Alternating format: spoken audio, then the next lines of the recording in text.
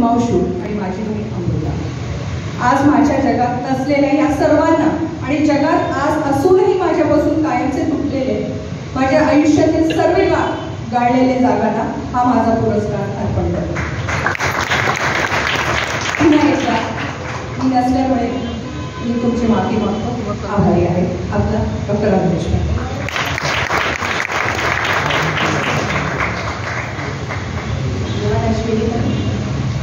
Doctor Rahul Deshpande यांच्या अर्धांगिनी केलेलं भाषण पूर्णत्वाने आमच्यापर्यंत पोहोचलं असा आणि नक्कीच आपण पुन्हा एकदा त्यांना इकडे बोलवूया. हेही आमच्याकडनं मी सरांच्या वतीने किंवा आमच्या सगळ्या संस्थेच्या वतीने हे निमंत्रण तुम्हाला देते. यानंतर अजून 2 पुरस्कार आपण देतोय. मगाशी उल्लेख त्याचा झाला. पुनवा दिवाळी अंक अभिप्राय स्पर्धा, त्यासाठी मी आमचे सहकार्यवाह रोहित जोगळेकर यांना धन्यवाद सांगितलं. आता सुरुवातीने आपल्या भाषणामध्ये त्याचा उल्लेख केलेला आहे कुटुंबाचा. आपण गेली 3 वर्ष झाली कुटुंबा हा दिवाळी अंक प्रकाशित करतो. वाचकांकडून त्याला अतिशय उत्कृष्ट असा प्रतिसाद आहे आणि हा प्रतिसाद असाच उत्तरोत्तर वाढत राहावा. आणि यावेळेस आम्ही अशी संकल्पना केली की आपल्याला काय करायचं आहे पुढे येणाऱ्या वर्षासाठी, की ज्यावेळी आपण सर्व वाचकांना उत्कृष्ट असा दिवाळी अंक देऊ शकू. आणि असं एक संकल्पना आम्ही राबवली ती म्हणजे उत्कृष्ट अभिप्राय स्पर्धा. आम्हाला पुणे नगर वाचन मंदिराने ही जी स्पर्धा राबवली त्याच्यामध्ये अनेकांनी आपले अभिप्राय व्यक्त केले. या अभिप्रायांनी सगळेच अभिप्राय चांगले होते. या अभिप्रायांमधून आम्ही पहिले 2 अभिप्राय निवडलेले आहेत. मी त्याची घोषणा करतो. त्यांनी कृपया व्यासपीठावरती येऊन पुरस्कार घ्यावा. सर्वोत्कृष्ट अभिप्राय स्पर्धेमध्ये जो प्रथम पुरस्कार आहे त्या सौ अस्मिताताई दाते यांना विनंती करतो त्यांनी हा पुरस्कार स्वीकार करावा.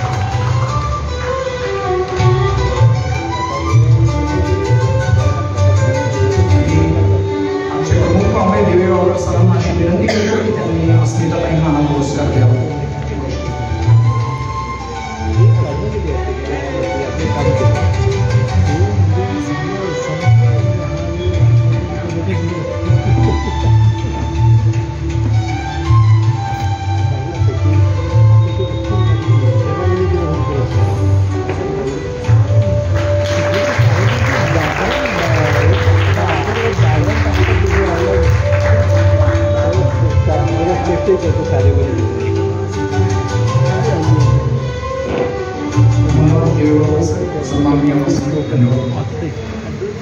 या स्पर्धेमध्ये 2रं बक्षीस उत्कृष्ट अभिप्रायासाठी मिळालेलं आहे. त्या आमच्या प्रज्ञाताई राणे आज उपस्थित आहेत का? त्यांच्यापैकी कोणी जर आता पुरस्कार घ्यायला तर कृपया त्यांनी यावं. सौ प्रज्ञाताई राणे. ठीक, धन्यवाद. धन्यवाद सर. अस्मिताताई अभिनंदन. आपण परत एकदा तुमच्याकडनं जाणून घ्यायला आवडेल आम्हाला की कसं पुनवाचं तुम्ही वाचन केलं. आपण आपल्याकडे परत एकदा ठेवूया का. लोकमान्य सेवा संघामध्ये साहित्य सम्राट न. चिकेळकर यांचं व्याख्यान होतं. भाषण जे म्हणायचं व्याख्यान होतं आणि त्याच्यानंतर त्यांनी श्रोत्यांना प्रश्न विचारायची मुभा दिली. 15 वर्षांचे पुरुषोत्तम लक्ष्मण देशपांडे उभे राहिले आणि त्यांनी प्रश्न विचारला. त्यावेळेला तिथे आपली चर्चा चाललेली होती की भारताने फेडरेशन स्वीकारावं की न स्वीकारावं यावर चर्चा चालली होती. त्यावेळेला समाजात चालू होती. पुलंनी हाच प्रश्न तात्यासाहेबांना विचारला. तेव्हा तात्यासाहेब म्हणाले की स्वीकारू नये पण राबवावं. पुरुषोत्तम देशपांडे शाळकरी ते म्हणाले मला नाही समजलं नाही हो मला. तर तेव्हा ते काय म्हणाले की अरे बाळा लहान आहेस तू, समजेल असाच प्रश्न विचारत जा. पुढच्या क्षणाला देशपांडेंनी प्रश्न विचारला, काका पुण्यात अंजिराचा भाव काय हो सध्या? ते हजर जबाबीपणा होता मुलांकडे. आता यानंतर आपला पुढचा पुरस्कार आहे.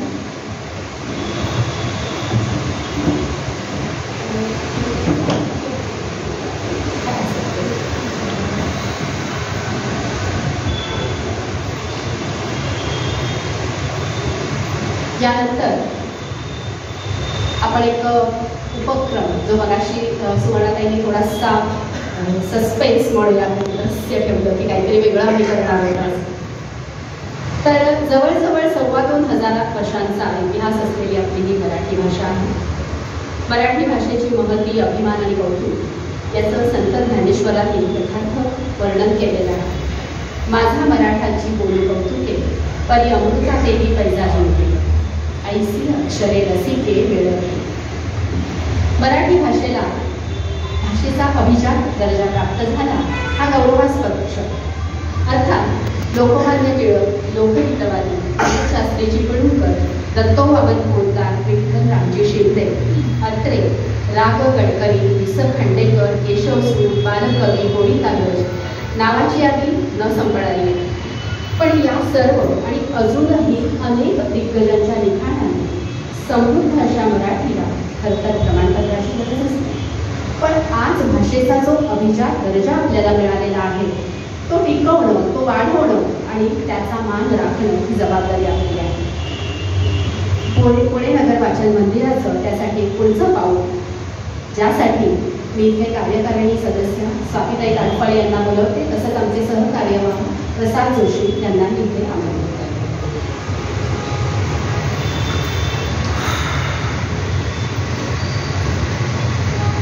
नमस्कार. व्यासपीठावरील मान्यवर, माझे सहकारी आणि उपस्थित श्रोते हो. मराठी भाषेला अभिजात भाषेचा दर्जा मिळाला, जरा वाचत गाजतच मिळाला आणि सगळ्या मराठी भाषाप्रेमींना खूप आनंद झाला. या निमित्ताने महाराष्ट्रामध्ये आणि महाराष्ट्राबाहेरही अनेक उपक्रम सुरू झाले. या उपक्रमांमुळे मराठी भाषेचं जतन आणि संवर्धन करायला हे उपक्रम निश्चित पूरक ठरतील असा विश्वास निर्माण झाला. अगदी जी चिंतेची हे होती की मराठी भाषा टिकेल का, मराठी संस्कृतीचं काय होणार, तर आता आपण निश्चित असं म्हणू शकतो की मराठी भाषा ही श्रीमंत भाषा आहे आणि आता तर तिला अभिजात भाषेचं कोंदण मिळालेलं आहे आणि त्यामुळे भाषेची आणि संस्कृतीची काळजी करण्याचं आपल्याला काही कारण नाही. या सगळ्या पूरक उपक्रमांमध्येच मराठी या आपल्या पुणे नगर वाचन मंदिराचा एक खालीचा वाटा असा आहे. कशासाठी तर 177 वर्षाचा जन्मदिवस, वाढदिवस साजरा करताना आणि ज्ञानदीप लावू जगी हे ब्रीद मिरवताना आपणही या उपक्रमात खालीचा वाटा उचलावा अशी संकल्पना संस्थेची आहे. आणि ही संकल्पना मनात घेऊन असं आलं की महाराष्ट्राबाहेरचे परराज्यातले लोक जेव्हा येतात किंवा परदेशातले लोक जेव्हा येतात तेव्हा मराठी भाषा त्यांच्याशी संपर्क साधायला, भाषेत संपर्क साधायला कुठेतरी अडचण निर्माण होते. तर यामध्ये आपण काही करू शकू का की आता आपणही साधे बघा गोष्ट की आपण जेव्हा बँकेमध्ये वगैरे जातो, की बँक ऑफ महाराष्ट्र घेतली तरी सुद्धा महाराष्ट्र बँकेमध्ये आपल्याला हिंदीत काही काही वेळेला अधिकारी विचारतात, बँक ऑफ बरोडामध्ये वगैरे पण असे प्रसंग बरेचदा आपल्याला अनुभवायला येतात. तर अशी ही अमराठी लोकांसाठी व्यावहारिक मराठी यावं यासाठी आपण काही आभासी प्लॅटफॉर्म निर्माण करू शकू का असा एक विचार मनात आला. ही मूळ संकल्पना आमचे डॉक्टर प्रसाद जोशी सर यांची, पण ही संकल्पना सगळ्यांनी उचलून धरली आणि आज वर्धापन दिनाच्या निमित्ताने आपण हा प्लॅटफॉर्म, आभासी प्लॅटफॉर्म सुरू करतोय.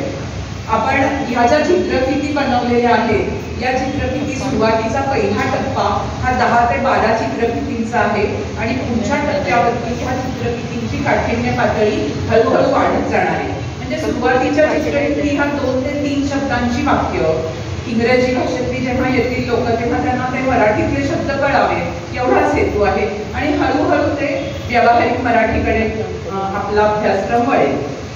याचा उपयोग कुणाला होईल तर ज्यांना मराठी भाषेबद्दल औत्सुक्य आहे, ज्यांना नवीन भाषा शिकण्याची आवड आहे त्यांना हा निश्चित उपयोग होईल. आपण त्याचं स्तरनिहाय आपण त्याचं हे करणार आहोत, चित्रफिती करणार आहोत काठिण्य पातळीनुसार आणि एकूण मूल्यमापनाच्या दृष्टीने पण.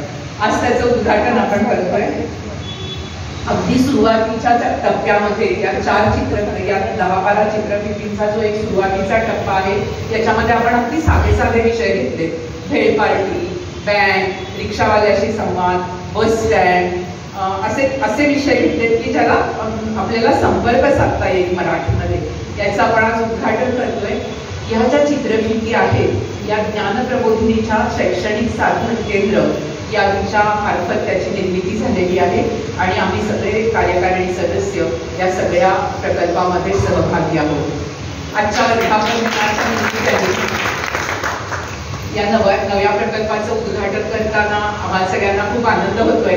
असं म्हणतात की प्रत्येक वाढदिवसाला काहीतरी नवीन पायरी गाठली पाहिजे, तर आपण डिजिटायझेशन असंच सुरू केलं. मुलांसाठी गोष्टीचा प्रकल्प असाच सुरू केला वर्धापन दिनाच्या निमित्ताने आणि आज आपण एक मोठं महत्वाकांक्षी पाऊल पुढे टाकतोय. आपल्या सगळ्यांच्या शुभेच्छा असतीलच.